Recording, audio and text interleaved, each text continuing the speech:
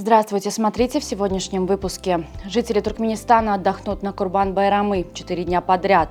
Земледельцы Дашогузского и Балканского вилаятов Туркменистана приступили к жатве зерновых. В Балканском вилаяте прошел конкурс бахши и другие новости. Туркменистанцы на Курбан-Байрамы отдохнут 4 дня подряд с 16 по 19 июня, следует из постановления президента Сердара Бердымухамедова. Документ подписан в целях бережного сохранения исконных духовно-нравственных ценностей туркменского народа, а также в соответствии со статьей 81 Трудового кодекса Туркменистана. Хлебная эстрада в Туркменистане набирает обороты. 14 июня земледельцы Дашогузского и Балканского вилаятов приступили к уборке зерновых. В северном и западном регионах страны по традиции старейшины вознесли молитву об урожае пшеницы. В этом году туркменским хлеборобам необходимо собрать 1 миллион 400 тысяч тонн зерна с 690 тысяч гектаров, включая 265 тысяч тонн в северном и 80 тысяч тонн в западном регионах. В Ашхабаде полным ходом идет избирательная кампания по выборам депутатов Меджлиса, вместо досрочно выбывших по 3 округам: номер 1 Гараш-Шызлык, номер 2 Бетараплык и номер 6 Капетдаг.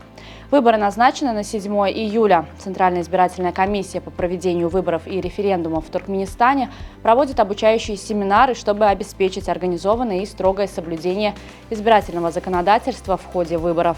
Реализация мегапроекта Ашхабад-Сити стала одной из ключевых тем на рабочем совещании с участием делегаций Туркменистана и Республики Корея в ходе государственного визита президента Юн Сок Йоля в Ашхабад.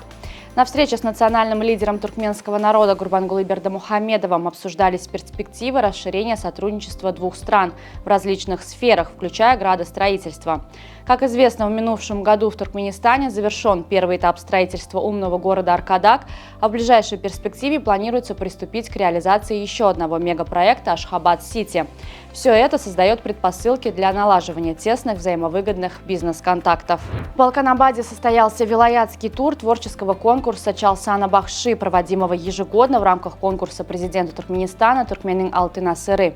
В конкурсе приняли участие победители отборочных туров, проведенных в этапах и городах Балканского вилаята. Особое место в репертуаре заняли песни Махтумкули Фраги, написанные почти 3 века назад. Эти песни Бахши передавали из уст в уста, от поколения к поколению. Ремень Гуччи с массивной пряжкой и логотипом, некогда фаворит миллениалов, неожиданно вновь в тренде. Несмотря на то, что в социальных сетях его окрестили уродливым и нелепым, знаменитости и модные блогеры массово демонстрируют его на себе. Среди них супермодель Белла Хадид и актер Идрис Эльба. Количество постов в соцсети X, посвященных этому аксессуару, за последнюю неделю росло примерно на 18% ежедневно. Фильм казахстанского режиссера Асели Аушакимовой «Велошахматы» стал триумфатором фестиваля Трибека-2024 в Нью-Йорке, завоевав престижную награду «Лучший международный фильм». Комедия рассказывает историю разочарованной в себе журналистки, которая пытается найти себя, улучшить отношения с сестрой-активисткой и завоевать сердце женатого оператора. Жюри фестиваля высоко оценило фильм за его легкий стиль, свободный язык кино и знакомство с интересной страной и ее молодежью. Футболисты сборной Германии одержали победу над командой Шотландии в матче открытия чемпионата Европы 2024. Встреча прошла на стадионе Альянс-Арена и завершилась со счетом 5-1.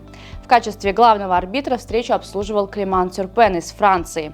Сборные Германии и Шотландии играют в группе А вместе с командами Швейцарии и Венгрии. Национальная сборная Туркменистана впервые приняла участие в розыгрыше Кубка мира по футболу среди школьников 2007-2008 годов рождения, прошедшем в городе Далянь.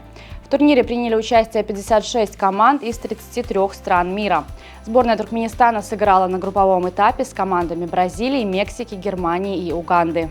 На сегодня это все. Со всеми новостями вы можете ознакомиться на сайте turkmenportal.com и на наших официальных страницах в социальных сетях.